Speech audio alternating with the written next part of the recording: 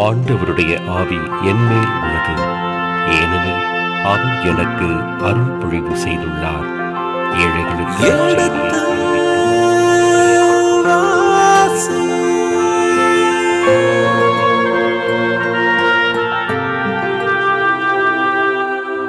எடுத்து வாசி.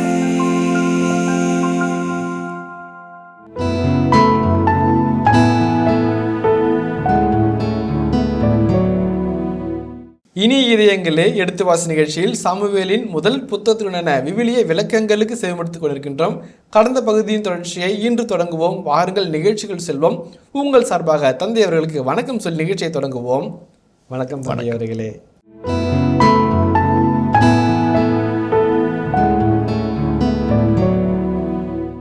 ஒரு தெளிவற்ற ஒரு மனநிலையோ ஒரு இக்னரன்ஸ் அறியாமையிலோ அவர்கள் அரசனை தேர்ந்து கொள்ளக்கூடாது. தெரிஞ்சு விரும்பி கேட்டாங்கன்னா கொடுக்கலாம். இப்போ வந்து புதிய ஏற்பாட்டில் செபதேயுனுடைய மனைவி யோவான் யாக்கோபினுடைய தாய் வந்து கேட்பாங்க, உன்னுடைய நீ ஆட்சியர் வரும்போது உடைய வலப்பக்கம் இடப்பக்கம் இருவரும் அமர என் பிள்ளைகளுக்கு வாய்ப்பு கொடுங்கன்னு சொல்லி கேட்பாங்க. அப்போ இயேசு சொல்வார், ரொம்ப அழகப்ப, நீங்கள் என்ன கேட்குறேன்னு உங்களுக்கு தெரியல இல்லைங்களா? கேட்பேன், நான் குடிக்க இருக்கிற கிண்ணத்தில் நீங்கள் குடிக்க முடியுமா அப்படின்னு கேள்வி கேட்பார். அந்த அம்மா என்ன நிச்சயத்தில் முடியும்னு சொல்கிறாங்க. இந்த இடத்துல கடவுள் அதே ஒரு காட்சி அழகான ஒரு ஆற்றுப்படுத்தும் நிலையை பயன்படுத்துகிறார். நீங்கள் கேட்குறீங்க, உங்கள் குரலை நான் கேட்குறேன், உங்களை எச்சரிக்கை வேண்டிய கடமை. இதை பற்றி விளைவுகளை, நேர்மறை விளைவுகள் எதிர்மறை விளைவுகள் நீங்கள் அறிய வேண்டியது அவசியம், தெரியப்படுத்துகிறேன். அதுதான் கடவுள் அழகாக சொல்கிறார். இந்த மூன்றையும் சமல் செய்கிறார். எப்போ? ஒரு 10ஆம் வசனத்துலேருந்து 17ஆம் வசனம் வரைக்கும் பட்டவர்த்தனமாக உனக்கு, உன் பிள்ளைங்களுக்கு, உன் பேர பிள்ளைங்களுக்கு, உன்னுடைய நிலத்துக்கு, உன்னுடைய வட்டிக்கு, உன்னுடைய சாப்பாட்டுக்கு, உன்னுடைய தொழிலுக்கு, நீ போகும்போது வரும்போது உன்னுடைய தனி மனித உணர்விலிருந்து, சமூக கடமைகளிலிருந்து, சமூக உரிமைகளிலிருந்து என்னவெல்லாம் மாற்றங்கள் வரும் என்பதை அழகாக படம் பிடிச்சு காமிக்கிறார். 4 வகையில் படம் பிடிச்சு காட்டுறார். அப்போ அப்படி பார்க்கும்போது பார்த்தீங்களா, முதலாவது பாருங்களேன், அவன் உங்கள் புதர்வர்களை, நீ வந்து அரசுடைய படையில் போர் வீரனா பணிபுரிவ, உங்கள் பிள்ளைங்க தேரோட்டுறவனா, குதிரை கழுவுறவனா, அவருடைய படைக்கு முன்னாடி ஓடுறவனா இல்லைங்களா, உங்கள் புதல்வியர்கள், அதேமாதிரி உங்களுடைய மனைவியர்கள், அவருடைய புதல்வியர்கள் அரசனுடைய வைப்பாட்டிகளுக்கும் அரசுகளுக்கும் அந்த புறத்திலே உதவி செய்கிற பணிப்பெண்களாக மாறுவார்கள். உன் தோட்டத்தில் விளையிற திராட்சை கனியோ அல்லது பார்லியோ அல்லது வந்து ஒலிவையோ அதில் ஒரு கணிசமான பகுதியை அவன் வந்து வரியாக வசூலித்துக் கொள்வான். தன்னுடைய நலனுக்காக அவன் பயன்படுத்திக் கொள்வான். அதே மாதிரி உங்களில் பலரை 1000 தலைவர்களாகவும் 100 தலைவர்களாகவும் 50 தலைவர்களாகவும் அவங்க தேர்ந்தெடுப்பாங்க. ஸோ மிலிட்டரி சப்போர்ட்டும் உன்னை பாதுகாப்பான். எப்படி பாதுகாப்பான்? உங்களில் சில பொருளை எடுத்து தான் உங்களை பாதுகாப்பான் இல்லை, அதுவும் சொல்கிறாரு. அதே போலவே தன்னுடைய அரசாட்சியினுடைய சுகபோகங்களுக்காக ஒரு சிலர் சமையல் செய்கிறனாவோ, அப்பா சொல்கிறனாவோ, அல்லது வந்து வீடு கூட்டுறனாவோ உங்களை வச்சு உங்களுடைய பணிகளை அவன் ஏற்றுக்கொள்வான். ஏன் இதை சொல்கிறோம் அப்படின்னம்னாக்க, பின் நாட்களில் சாலமோனுக்கு கிட்டத்தட்ட 900 வைப்பாட்டிகள் இருந்தார்கள். அதை தவிர அரச மனைவியர்கள் இருந்தார்கள். எல்லாருக்கும் வீடு கட்டினார், கோயில் கட்டினார், அரண்மனை கட்டினார். யாரை வச்சு கட்டினார்? இந்த அப்பாவி மக்களை வைத்து கட்டினார். கோர்வி என்று ஒரு ஆங்கில சொல் இருக்கிறது. அது பிரெஞ்சு வார்த்தையினுடைய பயன்பாட்டு சொல் கோர்வி. கோர்வி என்பது கட்டாய பணிமுறை, கம்பல்சரி ஒர்க்கு. நீங்கள் வந்து கட்டாயம் ஒர்க் பண்ணி ஆகணும். 6 மாதம் வந்து வேலை பண்ணணும். காசா கூடு, இல்லாட்டி வேலையை ஒன்று உழைப்ப கூடு. அப்போ அந்த கொத்தடிமைத்தனம் வந்து மிகுந்து போய் பாண்டட் லேபர் மாதிரி அவங்க பண்ணனால இதெல்லாம் பின்னாடி நடந்துச்சு. அது வந்து ஆசிரியர் அப்படியே அழகாக சொல்கிறார். பின்னாடி என்ன நடந்துச்சோ அது அப்படியே இங்கே வந்து அப்படியே அழகாக ஸ்லைட்ஸ் போட்டு காமிக்கிறார். அப்போ தான் பதில் சொல்கிறாங்க, உங்கள் மந்தைகளில் 10ல் 1 பங்கு எடுத்துக்கொள்வான், நீங்கள் அவனுக்கு பணியாளர் இருப்பீர்கள் அந்நாட்களில். நல்ல அழகான வசனம் பாருங்க, வாசிங்களேன். அந்நாட்களில் நீங்களே உங்களுக்காக தேர்ந்து கொண்ட அரசனை முன்னிட்டு முறையிடுவீர்கள், அந்நாளில் ஆண்டவர் உங்களுக்கு செவி கொடுக்க மாட்டார். அந்நாட்களில் நீங்களே உங்களுக்காக தேர்ந்து கொண்ட அரசனை குறித்து ஆண்டோட முறையிடுவீர்கள். நாங்கள் தாங்க கேட்டோம், நாங்கள் தாங்க தேர்ந்தெடுத்தோம், வேண்டாங்க இவங்க, நான் கேட்க மாட்டேன். பாருங்கள், ரொம்ப அழகான செய்தி. It's your responsibility. இதெல்லாம் சொன்னம்பா, இப்படியெல்லாம் நடக்குன்னு சொல்கிறேன்பா, இப்படியெல்லாம் எச்சரிக்கிறப்பா, இப்படியெல்லாம் உனக்கு தெரியப்படுத்துகிறப்பா, இதுக்கு மீறி நீ கேட்டு அவன் கொடுமைப்படுத்தினான்னா, நான் சொன்னதெல்லாம் நடந்துச்சுன்னா, என்னை நோக்கி முறையிட்டேன்னா நான் கேட்க மாட்டேன். ஏன்னா நீ விரும்பப்பட்ட அனுபவி. அதான் அது. அடுத்த வசனம் வாசிப்போமே. மக்களோ சாமுவேலின் குரலுக்கு செவி கொடுக்க மறுத்து, இல்லை, எங்களுக்கு கட்டாயமாய் ஒரு அரசன் வேண்டும், அனைத்து வேற்றின மக்கள் போலவே நாங்களும் இருப்போம். எங்கள் அரசன் எங்களுக்கு நீதி வழங்குவார், எங்கள் போர்களை முன்னின்று நடத்துவார் என்றனர். அரசனுடைய அடிப்படை கடமைகளாக அண்மை தொன்மை கிழக்கு நாடுகளில் சொல்லப்படுகிற ஒரு அருமையான செய்தி இதுதான். அரசன் என்கிறவன் போரிலே மக்களை வழிநடத்துவான், இரண்டாவது நீதி வழங்குவான். இது ரெண்டு தான். போரில் வழிநடத்துவதும் நீதி வழங்குவதும் அரசுடைய தலையாய கடமைகளாக பபிலோனிய ஹம்முராபி கோட்பாடுகளிலும் சரி, எகிப்திய சட்ட முறைமைகளிலும் தெளிவாக சொல்லப்பட்டிருக்கிறது. அதை ஆசிரியர் இந்த நேரத்தில் சொல்கிறார். ஆக இந்த மன்னராட்சி என்பது மற்ற நாடுகளைப் போல இஸ்ராயல் மக்களுக்குள்ளாக ஊடுருவச்சிருக்கிற ஒரு அருமையான ஒரு கருத்தாக மாறுகிறது என்பதை நாம் புரிந்து கொள்ள வேண்டும். மற்ற நாடுகளை பார்த்து அந்த நாடுகளைப் போல எங்களுக்கும் ஆழ்வதற்கு அரசனை தாருங்கள் என்று சொல்லும்போது மற்ற நாட்டு மக்களுடைய தாக்கம் இந்த நாட்டு மக்கள் மீது இருக்கிறதை நாம் கண்டுகொள்கிறோம். ஏற்கனவே இருந்த அடுக்குமுறை சமுதாயத்திலிருந்து விலகி போய் கூட்டாட்சி முறையை உருவாக்கி கொண்ட இஸ்ராயல் மக்கள் மீண்டும் அந்த அடுக்குமுறை சமுதாயத்துக்கு மாறிக்கொண்டு போகிற ஒரு அவலத்தையும் இந்த ஆசிரியர் மிக பட்டவர்த்தமாய் இந்த பகுதியில் விளக்கி சொல்கிறார். அந்த எல்லாம் பார்க்கலாம். அதில் மூன்றாவது ஒரு செய்தி இருக்குது. மக்கள் அனைவரும் சொன்ன செய்திகளை கேட்டு சாமுவேல் அவ்வார்த்தைகளை ஆண்டவரின் காதில் போட்டு வைத்தார். ஒரு அழகான ஒரு கொலுக்கியல் வொக்காபுலரி இருக்கு, ரொம்ப அழகாக இருக்குது. மக்கள் குறிப்பு அனைத்தையும் சாமுவேல் கேட்டு அவற்றை ஆண்டவரின் காதில் போட்டு வைத்தார். இன்ஃபார்ம்டு காட் என்று ரொம்ப அழகாக சொல்கிறாங்க. கடவுளுடைய காதுகளில் சொல்லி வைக்கிறார்.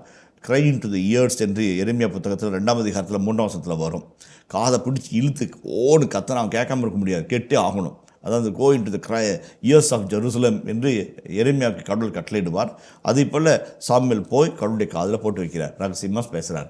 அவங்க இப்படி பண்ணுறாங்க, கேட்க மாட்டேங்கிறாங்க, அடம்பிடிக்கிறாங்க, நான் சொன்னதை மறுத்துரைக்கிறாங்க, நான் எச்சரித்தேன், அவர்களுக்கு தெரியப்படுத்தினேன், அவர்களுக்கு செவிப்படுத்தேன், இதுக்கு அவங்க பதில் கொடுக்கல. ஓகே, நீ கொடுங்க என்றார். அப்போ கடவுளுடைய பதில் பாருங்களேன்.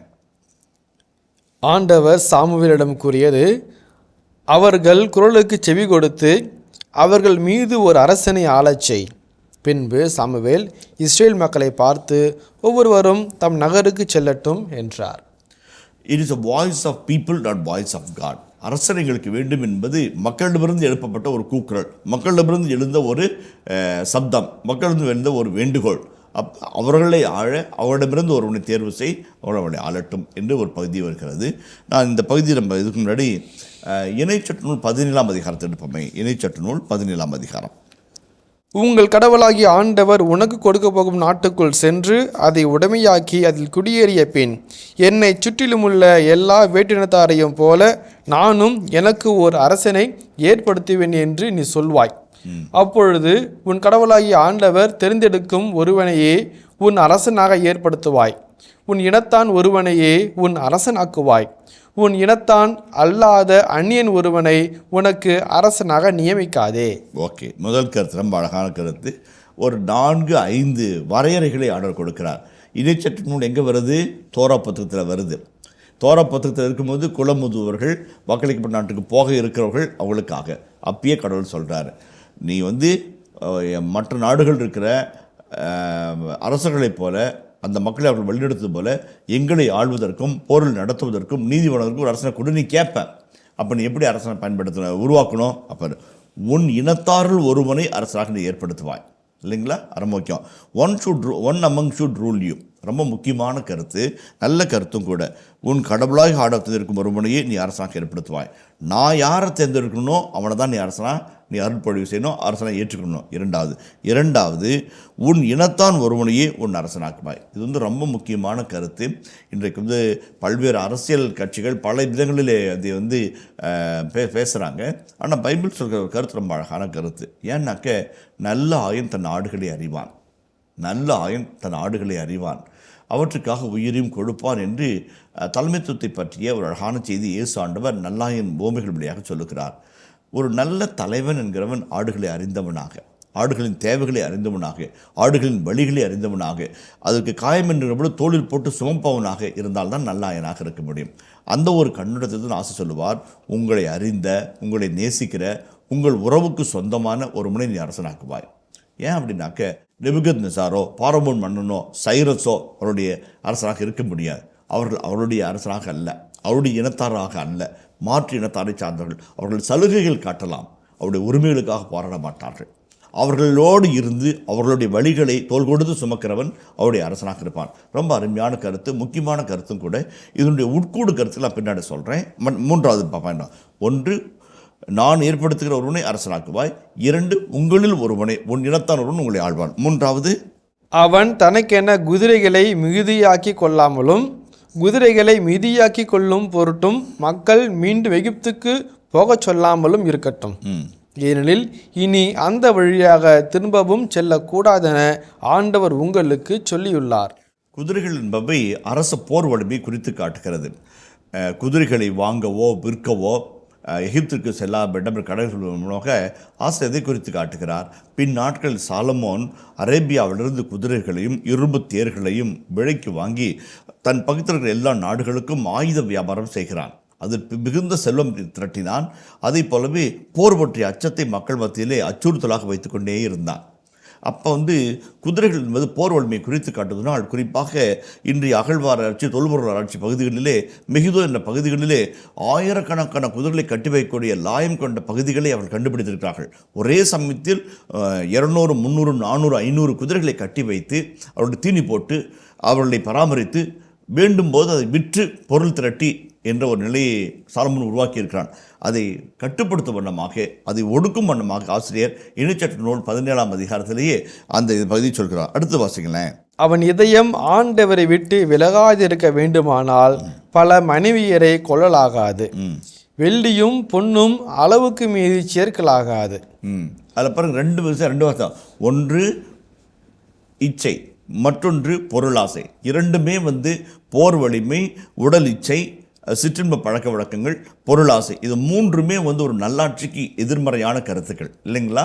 ஆகவே தான் சொல்கிறாரு, பல மனைவியரும் ஆண்டவரிடமிருந்து மனதை திருப்புகின்ற அளவுக்கு வேற்று பெண்களை மணக்காமலும் அவன் இருப்பானாக. தனக்கு தன் தகுதிக்கும் தன் தேவைக்கும் மீறி வெள்ளியும் தங்கத்தையும் நிரப்பிக் கொள்ளாமல் இருப்பானாக. அதுவும் அழகான ஒரு வரையறை. அடுத்து வாசிங்களேன். 18. அவன் தன் அரசு கட்டிலில் அமர்ந்த பின் லேவியராகிய குருக்கள் பொறுப்பிலுள்ள இத்திருச்சட்ட நூலின் நகல் ஒன்றை தனக்கென ஒரு ஏட்டில் எழுதி கொள்ளட்டும். அதை தன்னோடு வைத்து கொள்ளட்டும். அதை நாள்தோறும் அவன் வாழ்நாள் முழுவதும் வாசிக்கட்டும்.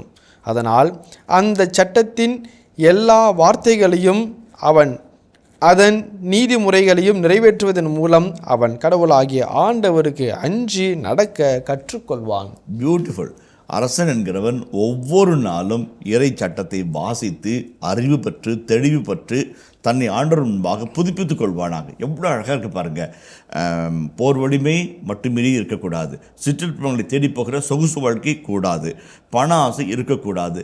பெண் ஆசை இருக்கக்கூடாது. ஒவ்வொரு நாளும் லேவியராலும் குருக்களுக்கும் பொறுப்பில் இருக்கிற இறைச்சட்ட நூலை தனக்கென்று எழுதி வைத்து அதை ஒவ்வொரு நாளும் வாசித்து தன் வாழ்வை புதுப்பித்துக் கொள்வானாக. அடுத்த வாசிகள் ரொம்ப அழகாக இருக்கும் பாருங்களேன். 20. அதனால் அவன் இதயத்தில் இருமாப்பு கொண்டு தன் சகோதரருக்கு மேல் தன்னை உயர்த்தி கொள்ளாமலும் கட்டளைகளிலிருந்து வளமோ இடமோ பிடராமலும் இருப்பான். அப்போது அவனும் அவன் புதல்வர்களும் இஸ்ரேலில் நெடுநாள் ஆட்சி புரிவர். ரொம்ப அழகான கருத்து பாருங்கள். இப்படி நேர்மையாக, பொன்னாசை இல்லாமல், பொருளாசை இல்லாமல், பணாசை இல்லாமல், போர் வலிமை மிகுதியாக தேடாமல், மக்களை அச்சுறுத்தாமல், தன்னுடைய சகோதரர்களிடமிருந்து தன்னை உயர்த்தி காட்டிக்கொள்ளாமல், சகோதரர்கள் ஒருவனாக ஏய்ந்து வாழ்ந்து ஆண்டவருக்கு பிரியமாக நடக்கிறவன் ஆசை பெறுவான். அவனுடைய பிள்ளைகளும் பிள்ளைகளின் பிள்ளைகளும் அரசு கூட்டில் அமர்வார்கள். அதுதான் மன்னராட்சிக்கான அரசனுக்கான விதிமுறைகளை இணைச்சட்ட நூல் 17ஆம் அதிகாரம் 14 முதல் 20 வார்த்தைகள் அழகாக பட்டவர்த்தனமாக சொல்லுது இல்லைங்களா? இந்த பகுதியினுடைய மறுபிரதியாகத்தான் 1 சாமுவேல் 8ஆம் அதிகாரத்தினுடைய 10 முதல் 17 வார்த்தைகள் அமைகிறது. மக்கள் கேட்கவில்லை. மக்களுடைய குரலுக்கு இணங்கி ஆண்டவர் ஒரு அரசனை தரும்படி சாமுவேலுக்கு சொல்கிறார்.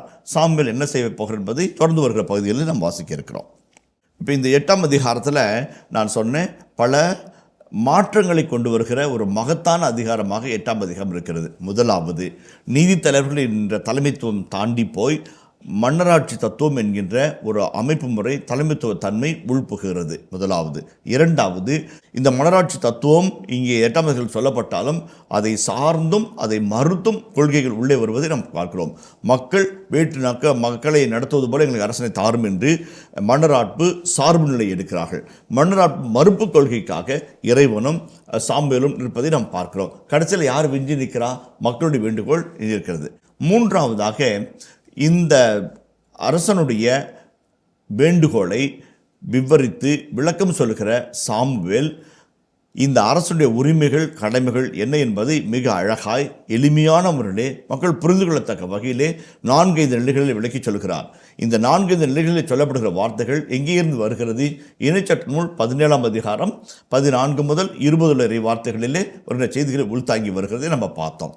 இப்போ இப்படியெல்லாம் மன்னராட்சி பற்றிய அழகான செய்திகளை கூட சொல்லப்பட மன்னராட்சி பற்றிய செய்திகளை இந்த பகுதி தாங்கி வருகிறது.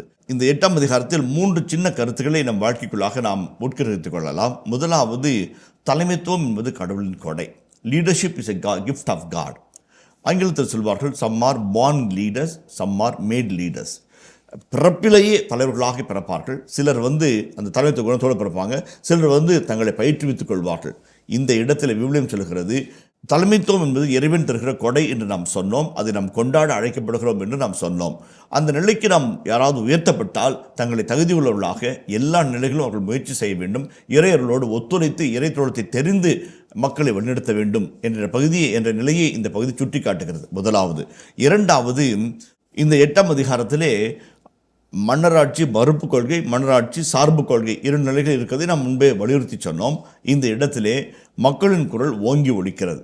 கடவுள் தன் நிலையை விட்டு இறங்கி மக்களின் குரலுக்கு செவி கொடுத்து அவர்கள் விரும்புவது போல் அவர்களை ஆள அவர்களில் ஒருவனை அரசனாக நீ தேர்வு செய் என்று சாமுவேலுக்கு சொல்லி கடவுள் அமைகிறார். அந்த இடத்துல நம்ம பார்க்கக்கூடிய ஒரு அருமையான செய்தி என்னன்னாக்க, மன்னராட்சி என்பது முடியாட்சி என்பது இறைவனுடைய உள்ளம் அல்ல. மாறாக மக்கள் கேட்டதனால் அவர் கொடுத்தார். அவர்களின் நித்திய அரசர் இறைவனே, என்றும் உள்ள அரசர் இறைவனே, அவர்களை வழிநடத்துவது அரசனை என்பதை இப்படியும் திரும்ப திரும்ப சொல்லுகிறது. அது எங்கேருந்து பார்க்குறோம்? இணைச்சட்ட நூல் 17ஆம் அதிகாரத்தில் நம்ம பார்க்க ஆரம்பிச்சிட்டோம். இந்த இடத்துல அந்த கருத்து சொல்லப்படுகிறது. ரெண்டாவது, இப்போ கடவுள் அவர்களுடைய குரலுக்கு செவி கொடுத்து அவர்கள் விரும்புவது போல அவர்களை ஆழ, வேற்றினத்தாருக்கு அரசு இருப்பது போல அவர்களுக்கு அரசனை கொடுக்கிறார். என்ன ஆகும்? இந்த கடவுளுடைய குரலை கேட்காமல் தங்களை ஆழ தங்களுக்கு அரசு வேண்டும் என்று கேட்டுக்கொண்ட வேண்டுகோள் நடைபெறும்போது நிகழும்போது அதற்குரிய பரிசு தொகை என்பது மிக கடினமான ஒரு பரிசு தொகையாக இருந்தது. அது எங்கே வரைக்கும் போச்சு? நாட்டிலே பிளவுபட்ட நிலை, அநியாயம், கையூட்டு, லஞ்சம், சொகுசு வாழ்க்கை, ஏழை பணக்காரன் என்ற பாகுபாடு, அடுக்குமுறை சமூகம், அடக்குமுறை சமூகம் எந்த நிலைக்கு போனது என்றால், ஒரு கட்டத்தில் அரசனுடைய தவறான முடிவுகளினால், தவறான வெளியுறவு கொள்கைகளினால் நாடு எதிரிகள் கையிலே அகப்பட்டு மக்கள் நாடு கடத்தப்பட்ட நிலை வரைக்கும் போனது. அப்போ நாடு கடத்தப்பட்ட பொழுது மீண்டும் இறைவனே அரசனாக வருகிறார். கடவுளின் விருப்பம் இல்லாத நிலையிலும் மக்கள் வேண்டுகோளுக்கு இணங்க கடவுள் கொடுத்த மன்னராட்சிக்கு மக்கள் கொடுக்க வேண்டிய இழப்பீட்டு தொகை என்பது மிகப்பெரிய அளவில் இருந்தது. அது எங்கே இருந்து ஆரம்பித்தது? அது சமுதாயத்தின் பாகுபாடுகளில் இறங்கி ஏழை பணக்காரனுடைய பிளவுகள் பெருகி லஞ்சமும் லாவண்யமும் தலைவிரித்தாட ஏழைகள் தலையில் நசுக்கப்பட்டு ஒரு ஜோடி செருப்புக்கு ஒரு ஏழைகளை வாங்கும் நிலைக்கு இறங்கி வந்தது. ஒரு கட்டத்தில் அரசனுடைய தவறான வெளியுறவு கொள்கைகளினாலும் நிர்வாக குளறுபடிகளினாலும் எதிரிகள் படையெடுத்து சொந்த மக்களை சொந்த மண்ணிலே அந்நியர்களாக்கி மக்களின் பெரும்பான்மையோரை அகதிகளாக சங்கிலிகளால் கட்டி இழுத்து கண்களை பிடுங்கி நடைப்பயணமாக வைத்து 700-800 மைல்களுக்கு அந்த புறம் இருக்கிற நாட்டிலே குடியமர்த்துகிற அகதி நிலையும் உருவாக்கி தந்தது. அதனால தான் நான் சொன்னேன், இந்த மன்னராட்சி அவங்க கேட்டாங்க, ஆனால் அதற்கு கொடுக்க வேண்டிய இழப்பீட்டு தொகை என்பது மிகப்பெரியது. கிட்டத்தட்ட ஒரு 600 ஆண்டுகளின் ரத்தம் தோய்ந்த பக்கங்களை அவர்கள் வெளியாக கொடுக்க வேண்டியது என்பதை பின்னாட்களில் நாம் காண இருக்கிறோம் என்பதுதான் இந்த பகுதி நமக்கு சொல்லுகிற செய்தியாக நாம் உணர்ந்து கொள்கிறோம். நன்றி தந்தை அவர்களே. ஒரு மாற்றத்தை நோக்கிய ஒரு பயணமாக இந்த அதிகாரம் இருந்த போதிலுமே மனதிற்கு ஒரு சிறு பயத்தையும் கொடுக்கின்ற அதிகாரமாக இருக்கின்றது. அவர்கள் கேட்டுவிட்டார்கள், கடவுள் கொடு என்று சொல்லிவிட்டார், இனி என்ன நடக்க இருக்கிறது என்பதை பிற பகுதியில் பார்க்க இருக்கின்றோம். இனி இது எங்கள் இதுவரை நாம் சாமுவேல் முதல் புத்தகத்தின் 8ஆம் அதிகாரத்துடனான விவிலிய விளக்கங்களுக்கு செவிமடுத்திருக்கின்றோம். இனி இந்த பிரிவின் இறை வசனங்களுக்கு செவிமடுப்போம். சாமுவேல் ஆகமம் முதல் நூல் அதிகாரம் 8. சாமுவேலுக்கு வயது முதிர்ந்த போது அவர் தம் புதல்வர்களை இஸ்ரவேலின் மீது நீதி தலைவர்களாக அமர்த்தினார். அவருடைய தலைமகனின் பெயர் யோவேல், இளையவனின் பெயர் அபியா. இவர்கள் பெயர்செபாவில் நீதி தலைவர்களாயிருந்தனர். ஆனால் அவருடைய புதல்வர்கள் அவர் தம் வழிமுறைகளில் நடவாமல் பொருளாசைக்கு உட்பட்டு கையூட்டு வாங்கி நீதியை வழங்கவில்லை. எனவே இஸ்ரவேலின் பெரியோர் அனைவரும் ஒன்று கூடி சாமுவேலிடம் ராமாவுக்கு வந்தனர். அவர்கள் அவரிடம், இதோ உமக்கு வயது முதிர்ந்துவிட்டது, உம் புதல்வர்கள் உம் வழிமுறைகளில் நடப்பதில்லை. ஆகவே அனைத்து வேற்றினங்களிடையே இருப்பது போன்று ஓர் அரசனை நியமித்தருளும் என்று கேட்டுக்கொண்டனர். எங்களுக்கு நீதி வழங்க ஓர் அரசனை தாரும் என்று அவர்கள் கேட்டது சாமுவேலுக்கு தீயதெனப்பட்டது. சாமுவேல் ஆண்டவரிடம் வேண்டிக் கொண்டார். ஆண்டவர் சாமுவேலிடம் கூறியது, மக்கள் குரலையும் அவர்கள் உன்னிடம் கூறுவது அனைத்தையும் கேள். ஏனெனில் அவர்கள் உன்னை புறக்கணிக்கவில்லை. அவர்களை நான் ஆளாதபடி என்னைத்தான் புறக்கணித்து விட்டனர்.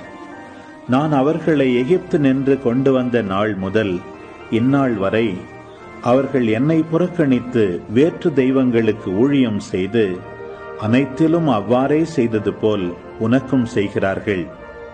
இப்போது அவர்கள் குரலுக்கு செவிகொடு. ஆனால் அவர்களை கண்டித்து எச்சரி. அவர்களை ஆளப்போகும் அரசனின் உரிமைகளை தெரியப்படுத்து. ஓர் அரசன் வேண்டுமென்று தம்மிடம் கேட்ட மக்களுக்கு சாமுவேல் ஆண்டவர் கூறிய அனைத்தையும் கூறினார். உங்கள் மீது ஆட்சி செய்யும் அரசனின் உரிமைகளாவன. அவன் உங்கள் புதல்வர்களை தன் தேரோட்டிகளாகவும் தன் குதிரை வீரர்களாகவும் வைத்துக் கொள்வான். அவர்களை தன் தேர்களுக்கு முன் ஓடச் செய்வான். அவன் அவர்களை 1000 தலைவராகவும் 50 தலைவராகவும் தன் நிலத்தை உழுபவராகவும் தன் விளைச்சலை அறுவடை செய்பவராகவும் தன் போர்க்கருவிகளையும் தேர்கருவிகளையும் செய்பவராகவும் நியமித்துக் கொள்வான். மேலும் அவன் உங்கள் புதல்வியரை பரிமள தைலம் செய்கிறவர்களாகவும் சமைப்பவர்களாகவும் அப்பம் சுடுபவர்களாகவும் வைத்துக் கொள்வான். அவன் உங்கள் வயல்களிலும் திராட்சை தோட்டங்களிலும் ஒலிவத் தோப்புகளிலும் சிறந்தவற்றை எடுத்துக்கொண்டு தன் அலுவலருக்கு கொடுப்பான். உங்கள் தானியத்திலும் திராட்சை பலனிலும் 10 பங்கை எடுத்துக்கொண்டு தன் காரிய தலைவருக்கும் அலுவலருக்கும் கொடுப்பான். உங்கள் வேலைக்காரரையும் வேலைக்காரிகளையும் உங்கள் கால்நடைகளில் சிறந்தவற்றையும் உங்கள் கழுதைகளையும் தன் சொந்த அலுவலுக்காக பயன்படுத்துவான். உங்கள் மந்தைகளில் 10 பங்கு எடுத்துக்கொள்வான். நீங்கள் அவனுக்கு பணியாளர்களாயிருப்பீர்கள். அந்நாளில் நீங்களே உங்களுக்காக தேர்ந்து கொண்ட அரசனை முன்னிட்டு முறையிடுவீர்கள். அந்நாளில் ஆண்டவர் உங்களுக்கு செவி கொடுக்க மாட்டார். மக்களோ சாமுவேலின் குரலுக்கு செவி கொடுக்க மறுத்து, இல்லை, எங்களுக்கு கட்டாயமாய் ஓர் அரசன் வேண்டும். அனைத்து வேற்றின மக்கள் போலவே நாங்களும் இருப்போம். எங்கள் அரசன் எங்களுக்கு நீதி வழங்குவார், எங்கள் போர்களை முன்னின்று நடத்துவார் என்றனர். மக்கள் கூறியவை அனைத்தையும் சாமுவேல் கேட்டு அவற்றை ஆண்டவர் காதில் போட்டு வைத்தார்.